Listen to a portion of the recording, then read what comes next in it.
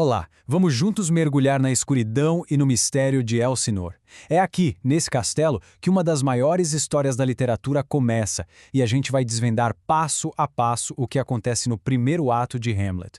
E tudo começa com essa frase. Ela é basicamente o grande enigma que a gente vai tentar resolver. O que afinal está tão podre assim no reino da Dinamarca? O primeiro ato já começa a nos dar umas pistas bem sinistras.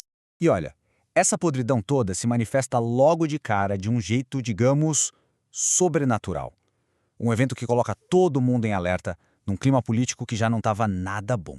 A primeira cena já joga a gente direto nas muralhas do castelo. É noite, tá um frio de rachar e um dos guardas confessa que sente um aperto no coração.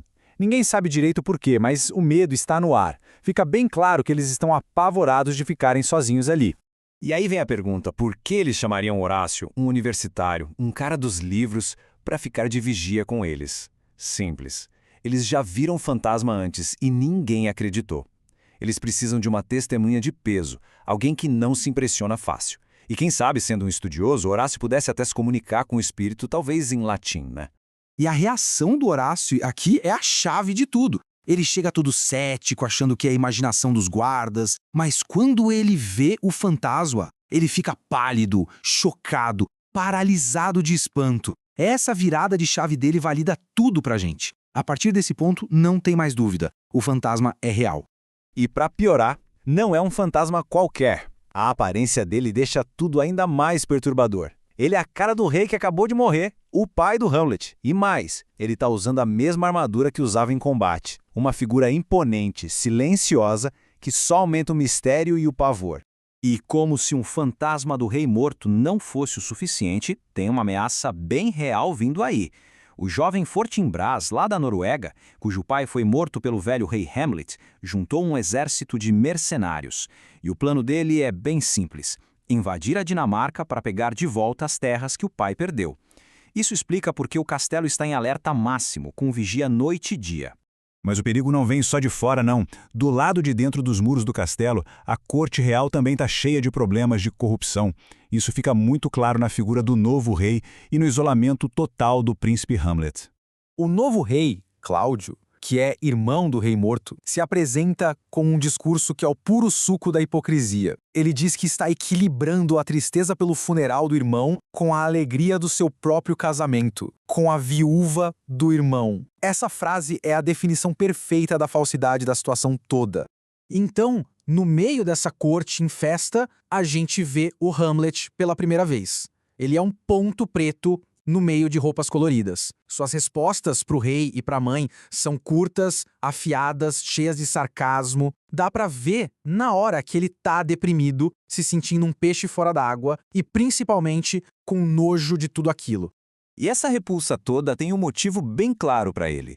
Na cabeça do Hamlet, o pai era quase um deus, um guerreiro nobre. Já o Cláudio, seu tio, não passa de uma cópia barata e inferior. O mundo, que antes era um paraíso, agora parece para ele um jardim descuidado, cheio de ervas daninhas. E o casamento da mãe, tão rápido, é a maior traição de todas. E para mostrar que a podridão é geral, a peça nos apresenta outra família bem disfuncional, a do Polônio, o conselheiro do rei, e seus filhos, Laertes e Ofélia. A história deles é basicamente sobre controle, manter as aparências e proteger a reputação a qualquer custo. Coitada da Ofélia. Tanto o irmão quanto o pai caem em cima dela por causa do seu relacionamento com Hamlet. Laertes, o irmão, diz que o amor de um príncipe é passageiro, que ele não pode escolher com quem casar. Já o pai, Polônio, é bem mais duro. Ele fala que as promessas de amor do Hamlet são armadilhas para pegar moças ingênuas e proíbe a Ofélia de sequer falar com ele de novo. Bom, agora a gente chega no momento que vira o jogo. É o clímax do ato. Hamlet finalmente fica cara a cara com o fantasma do pai e o mundo dele está prestes a desabar de vez. Quando Horácio conta para o Hamlet sobre o fantasma, a reação dele é instantânea. Aquele luto passivo dele se transforma numa energia investigativa. Ele começa a fazer uma pergunta atrás da outra, como um detetive. Como era a barba do fantasma? Qual a expressão dele? E decide na hora. Ele vai se juntar à vigília naquela mesma noite. Antes da grande revelação, vamos só lembrar qual era a história oficial. A mentira que todo o reino da Dinamarca acreditou sobre a morte do rei. O que todo mundo achava que tinha acontecido? Pois é. A história que contaram foi que o rei foi picado por uma cobra venenosa enquanto tirava uma soneca no jardim. uma morte trágica, um acidente da natureza. Mas claro, a gente sabe que não foi bem assim. Então, qual é a verdade? A verdade terrível por trás de toda essa podridão que tomou conta do reino. O fantasma está prestes a contar tudo. A revelação é um soco no estômago. O fantasma diz que a tal serpente era, na verdade, o próprio irmão dele, Cláudio. Ele chegou de fininho enquanto o rei dormia e derramou veneno no seu ouvido. Um assassinato cometido pelo próprio irmão para roubar a coroa e a rainha. O crime mais sujo de todos. Então, a missão de Hamlet agora é clara: vingar esse assassinato torpe e antinatural.